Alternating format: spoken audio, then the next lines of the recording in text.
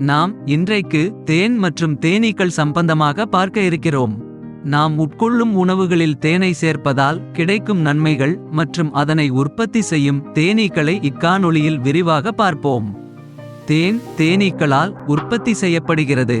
இவை காடுகளில் மற்றும் தேனீக்கள் வளர்ப்பு பண்ணையிலும் வாழ்கின்றன.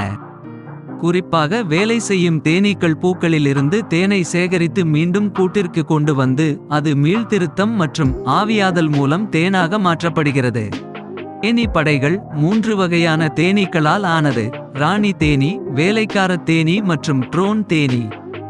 ராணி தேனீ முட்டையிடுவதற்கும் காலனியின் மரபணு வேறுபாட்டை பராமரிப்பதற்கும் பொறுப்பாகும். தேனீக்கள் மகரந்தம் மற்றும் நீர் சேகரிப்பு மற்றும் இளம் தேனீக்களை பராமரிப்பது மற்றும் கூட்டை பராமரிப்பது ஆகியவை வேலை செய்யும் தேனீக்களின் பொறுப்பாகும். ட்ரோன் தேனீக்கள் ஆண் தேனீக்கள் மற்றும் அவற்றின் பங்கு ராணி தேனீக்கு உரமிடுவதாகும்.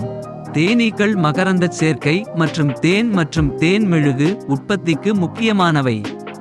சுற்றுச்சூழல் அமைப்பில் அவற்றின் பங்கு மற்றும் பல தாவரங்களின் மகரந்தச் சேர்க்கைக்கும் அவை முக்கியமானவை.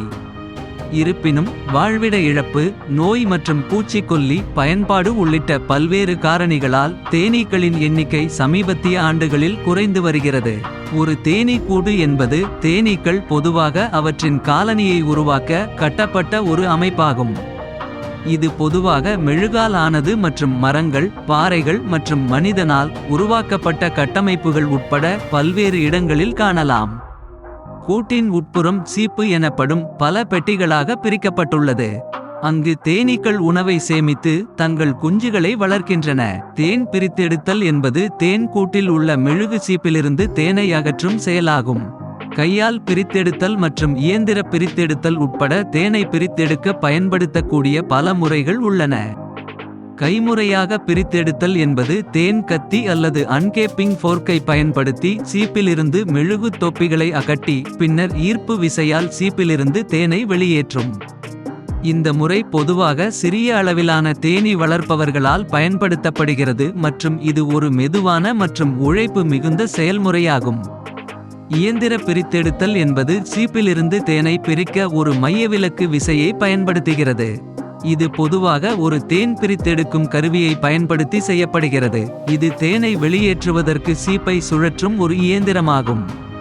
தேன் பின்னர் பிரித்தெடுக்கும் கருவியின் அடிப்பகுதியில் சேகரிக்கப்பட்டு மெழுகு அல்லது குப்பைகளை அகற்ற வடிகட்டலாம். இயந்திர பிரித்தெடுத்தல் ஒரு வேகமான மற்றும் திறமையான முறையாகும், மேலும் இது பெரும்பாலும் பெரிய அளவிலான தேனீ வளர்ப்பவர்களால் பயன்படுத்தப்படுகிறது.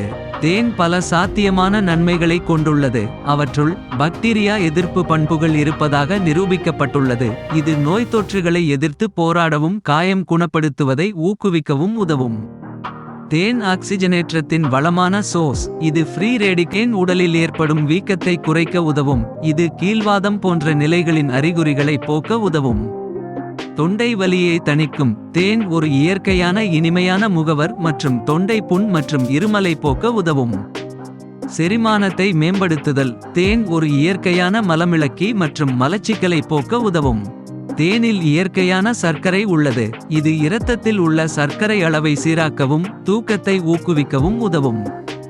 ஊட்டச்சத்துக்கள் நிறைந்தவை. வைட்டமின் சி, கால்சியம் மற்றும் இரும்பு உள்ளிட்ட வைட்டமின்கள் மற்றும் தாதுக்களின் வளமான ஆதாரமாக தேன் உள்ளது.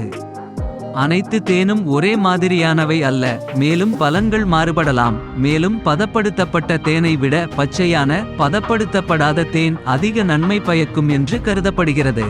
எனவே இக்காணொளி உங்களுக்கு பயனுள்ளதாக அமையும் என நம்புகிறோம். காணொளி பற்றிய கருத்துக்களை கமெண்டில் தெரிவிக்கவும். இது போன்ற பல வீடியோக்களை பார்வையிட எமது யூடியூப் சேனலை சப்ஸ்கிரைப் செய்யுங்கள். நன்றி.